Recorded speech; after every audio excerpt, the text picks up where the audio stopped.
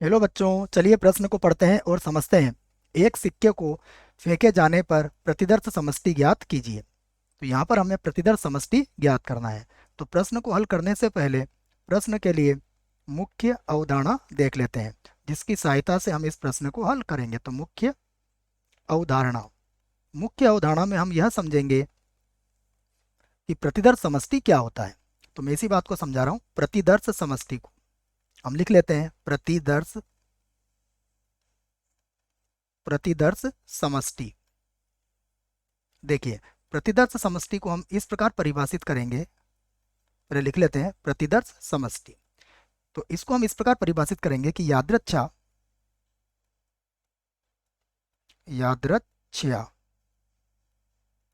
प्रयोग। यादृच्छा जब हम कोई प्रयोग करते हैं तो हम यह कहेंगे कि यादृच्छा प्रयोग से यहां से लिख लेता हूं मैं, प्रयोग से प्राप्त प्राप्त सभी संभव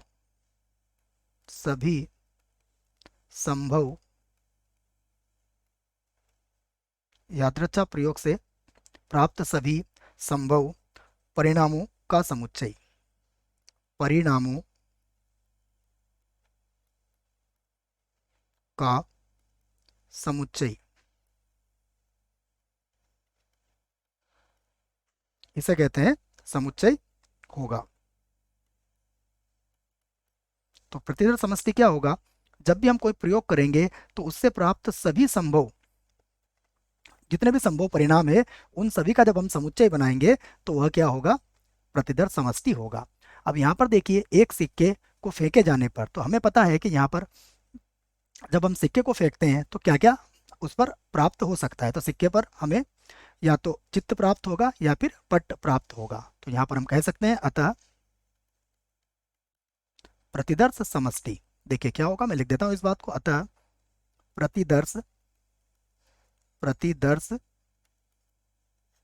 समष्टि। और देखिए, प्रतिदर्श समष्टि को हम कैपिटल एस से व्यक्त करते हैं। तो प्रतिदर्श समष्टि कैपिटल एस। और यहाँ पर देखिए, अगर हम सिक्के को फेंकते हैं तो सिक्के पर या तो हमें चित्त प्रकट होगा या फिर पट्ट प्रकट होगा। तो यह जो H, T है, यही इसका प्रतिदर्श समष्टि होगा और यही हमारे प्रश्न का उत्तर है। आशा करता हूँ आपको इस प्रश्न का उत्तर समझ में आया होगा। धन्यवाद।